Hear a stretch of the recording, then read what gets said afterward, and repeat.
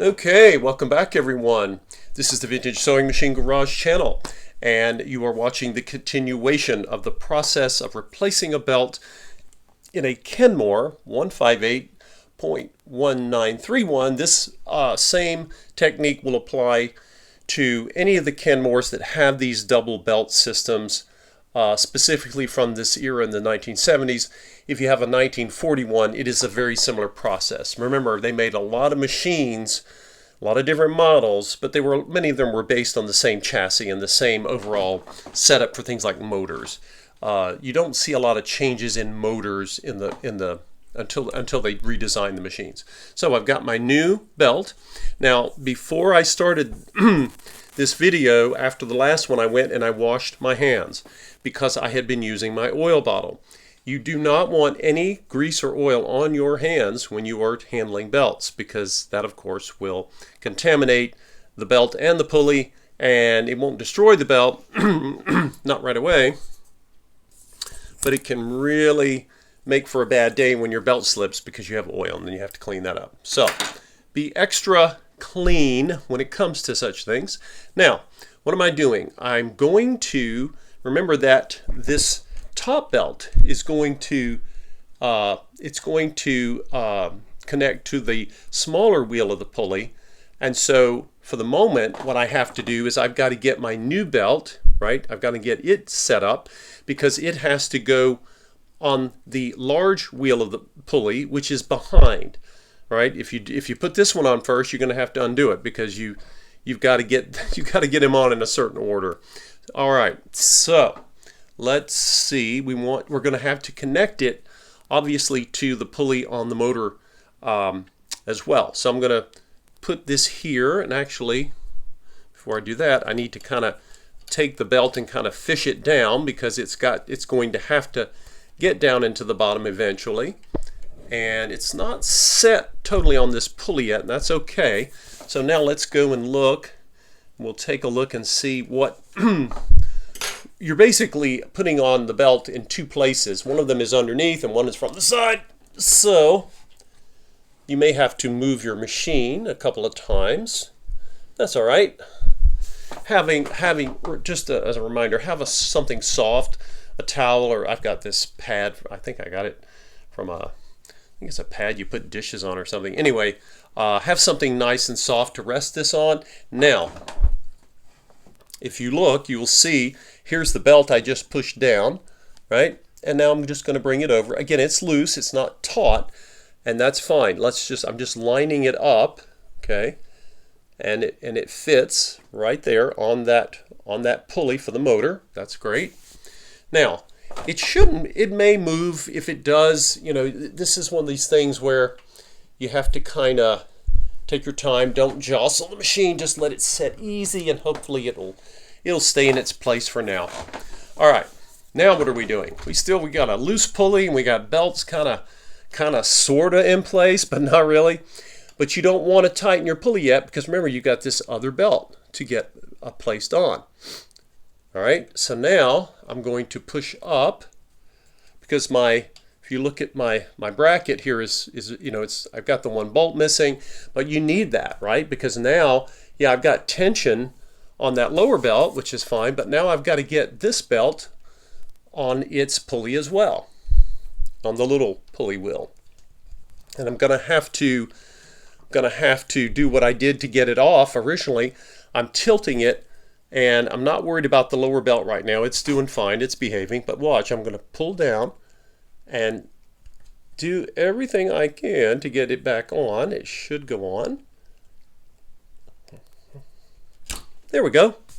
Now, we are not done, obviously, but we have a belt on this pulley in the back where it belongs. We have our upper belt on the motor, on the small pulley where it belongs.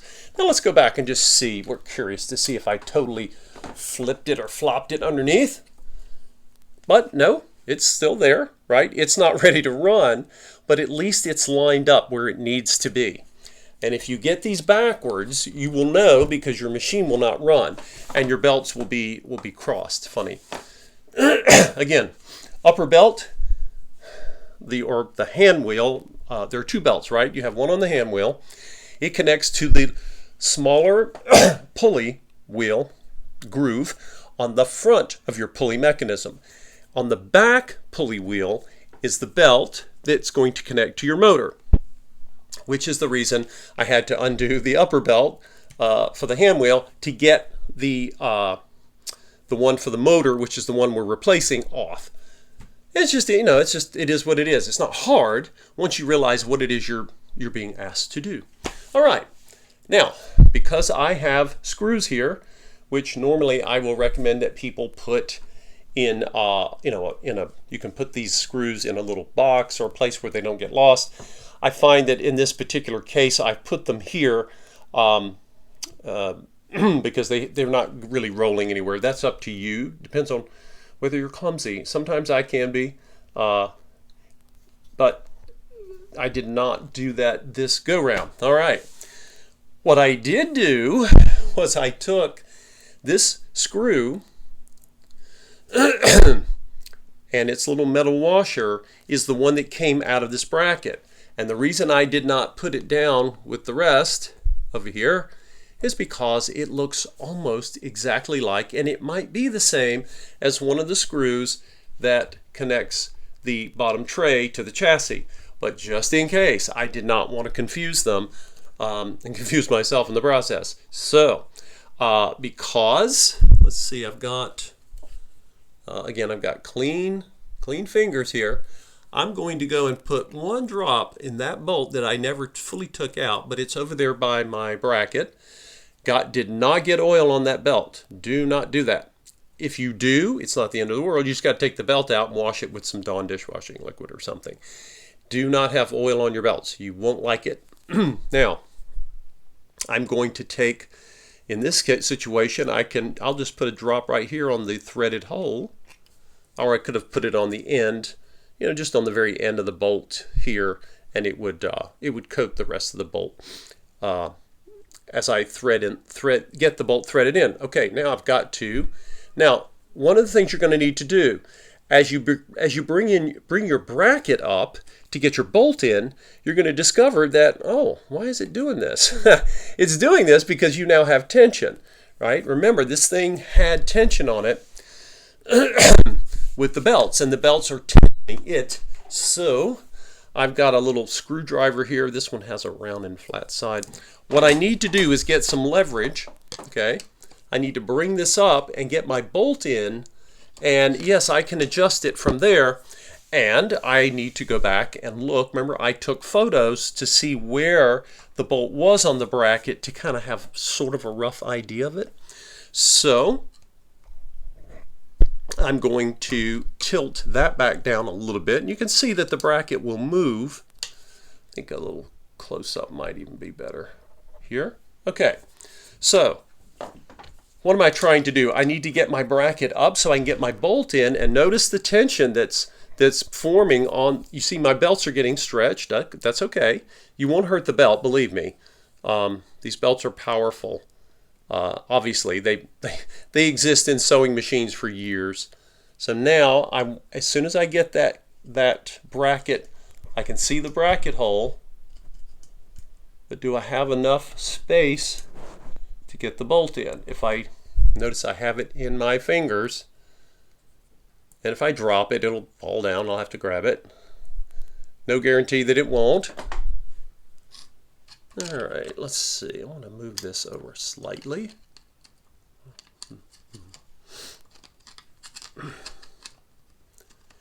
And this is one of those things in sewing machine repair or restoration that can feel a little wonky, and it's kind of fidgety, and that's just the way it is. But it's not a problem. You just go into this with patience. If you are impatient, then overhauling sewing machines is typically not a lot of fun. But if you can be patient, now you can see I'm pulling up, but I'm also looking over here. I want to make sure I have some room on my bracket there. That's a little too much room. And I'm just kind of wiggling it back to see where I basically got it. I've got to clear that hole to get my bolt in. That I've got to do. Don't have a choice with that.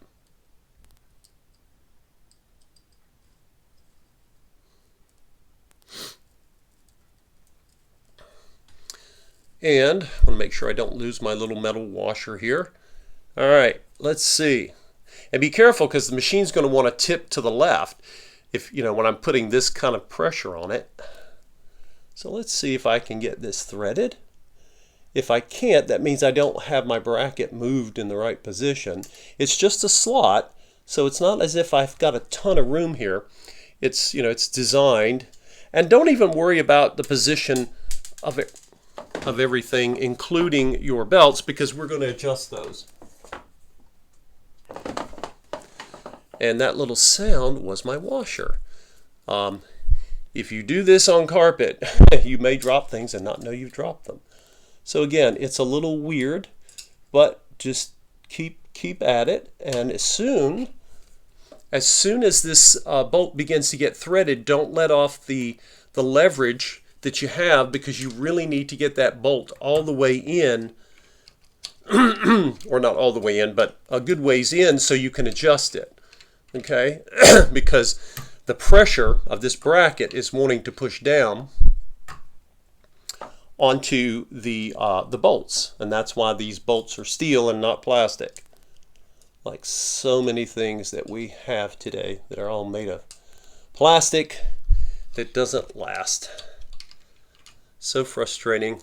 I think we've all been there before, when you've had something you bought, it's like, oh gosh, it broke. Maybe it was the, you know, the handle on a toaster, anything that is that requires any kind of pressure be applied to it. Now, and you might be thinking, well, why don't you take the belt off and do this? You can, but then getting the belt on would require, we'd have to loosen the motor belt. So, and that's always an option, but I want to see if I can get,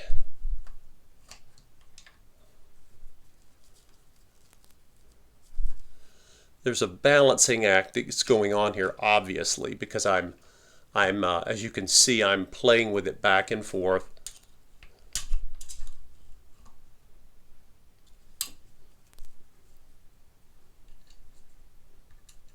And yeah, I don't have the bracket up enough.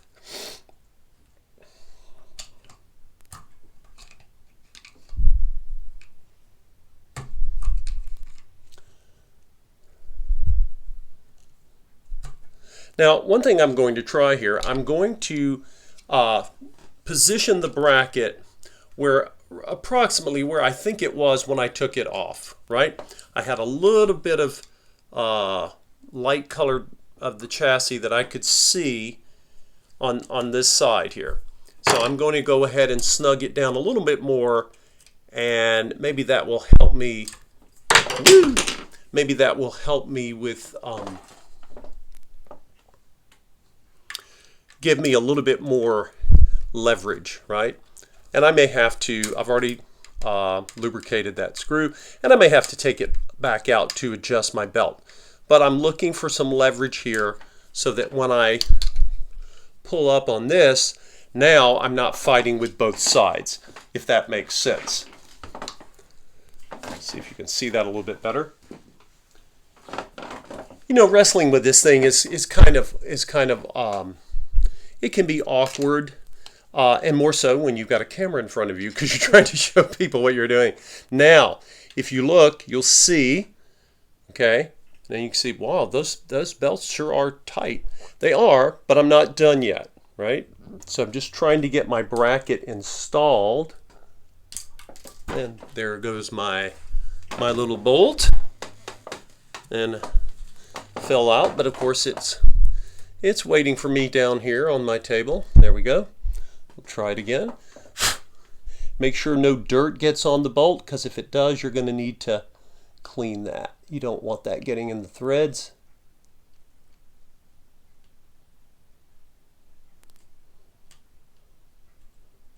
So if you own a machine, if you own a sewing machine that only has one belt, and you thought, gosh, I always wish I wanted one of these double belt machines because they really have a lot of power, and that they do.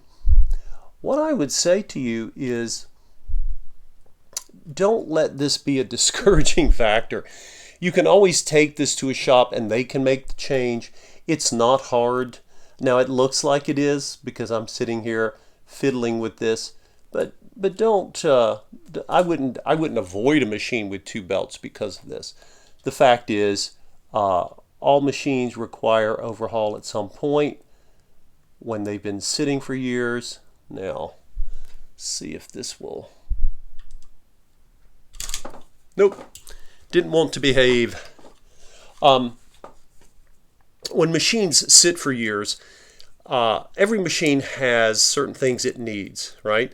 If you've seen for example, my Singer 201s with the potted motor, those motors take a long time. I have to charge more for them. They are very popular, but one of the reasons I have to charge what I do for them is because they take so darn long to overhaul. They just do. And that's just how it is. You know, if you're going to do it properly, it's going to take a while. But once it's done, you know, these belts, they last a reasonably long time. So this, if you were to take a machine like this into a sewing repair shop and say, I need my belts changed or a belt changed, and you might look at it and think, oh God, you know, am I going to have to do this? These belts, if you get good quality belts, which I have, they're going to last a long time. So this is not something you have to do that often. I would not let that dissuade me from owning one, because they are really amazing. Now what I'm doing is, if you look closely, this slot is only as wide as the threaded part of the bolt, so you don't have a lot of play there. You have to kind of get it centered, and if you can feel this bolt threading, then you know you've gotten the bracket. You know, I'm holding it with one hand and trying to get it threaded with the other while not knocking the camera over.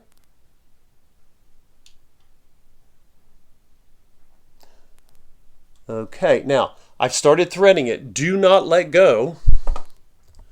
Do not let go of your screwdriver, because there's tension pushing on it, and I've got to get this bolt in and get it in far enough to where it is going to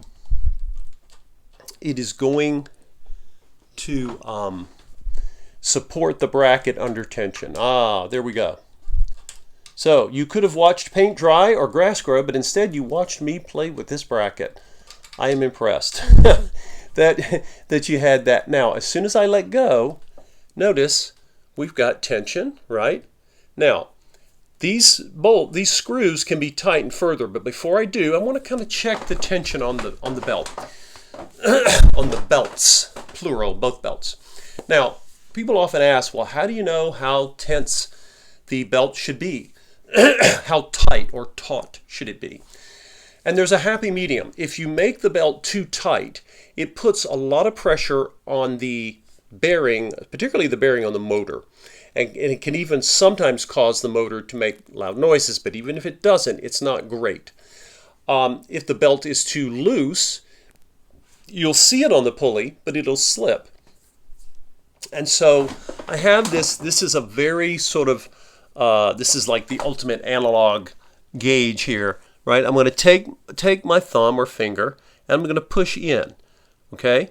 Now, right now, when I push in, I can push in at least 1/4 of an inch, right? That's not bad. And this is, you know, this is essentially very similar to what I had, you know, when I started disassembling this to get this belt changed. This belt, on the other hand, let's push in on it and see. Okay, well, right now, notice I can push in about 1/4 of an inch, give or take. Now, when I first was moving this bracket around, and you saw me, you know, getting leverage, you know, I had to push up on it, and at times it was actually really drum tight and too tight.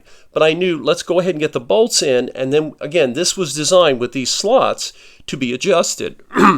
And there is a excuse me, I'm getting over a cold. There is a range of adjustment that is okay for the machine, right? So, can I adjust it further? I can, for example, I can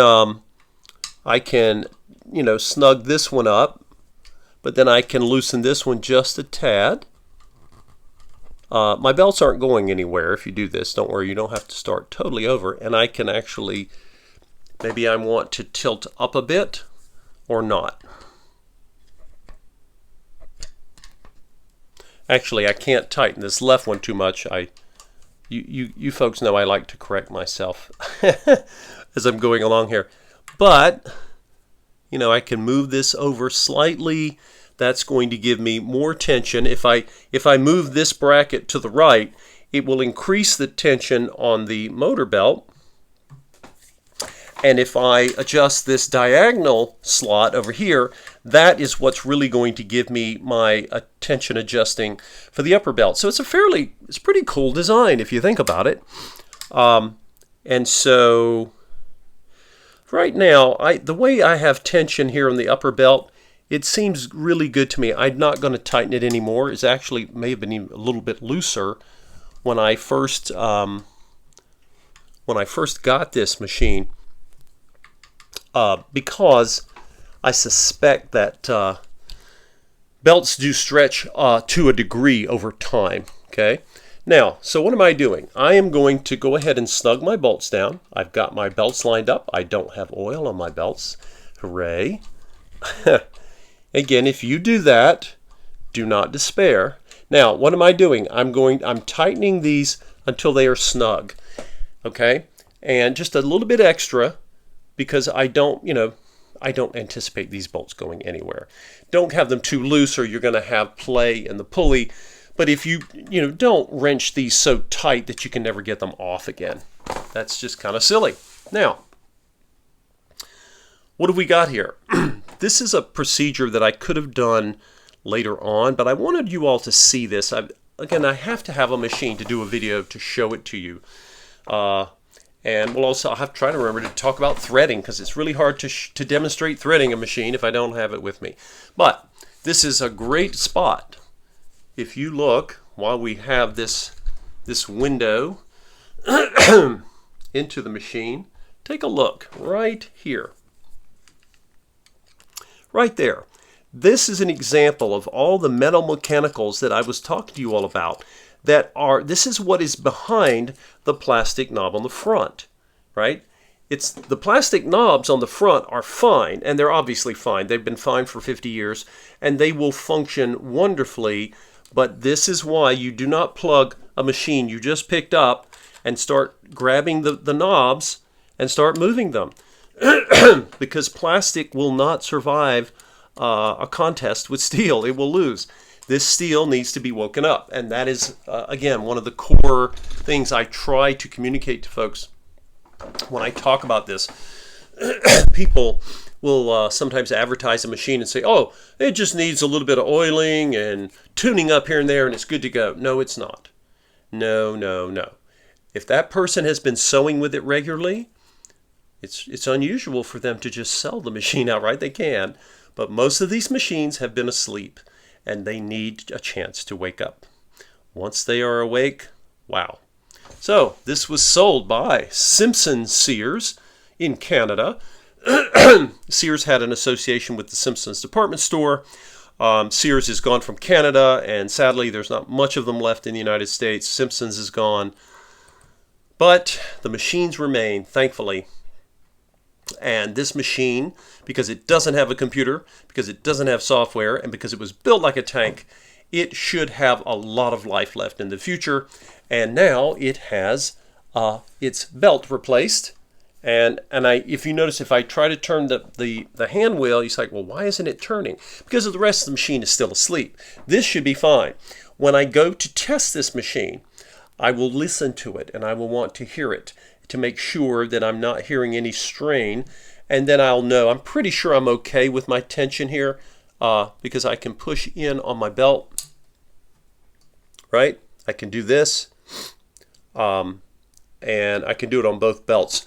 And I typically, like, if I'm going to err, I want to err on the side of it being slightly less tight than required, and then I can always snug it up. I would rather do it that way, but I may like I say, based on the way these are adjusted, I don't think that's going to be an issue.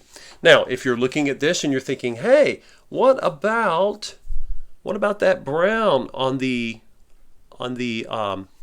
right here? This right here. This looks like old oil or grease, but it has nothing to do with the function of the machine, and it's not even aesthetic. That is not something you have to do, or in a restoration. You really don't need to do that. To me, it's a waste of effort. And I have noticed that when machines have been stored in places like basements, or where in a garage where they may be exposed to any kind of humidity, that any kind of old oil or grease that covers a machine inside, maybe it's on the inside panel, it can actually help protect it against corrosion. So this is not bad. What you don't want is old grease on anything that involves friction or the moving metal parts. Anyway, thanks for watching, everyone, and stay tuned for the next video. There are a lot more videos coming out of this machine than I realized, and we will see you in the next one. Take care.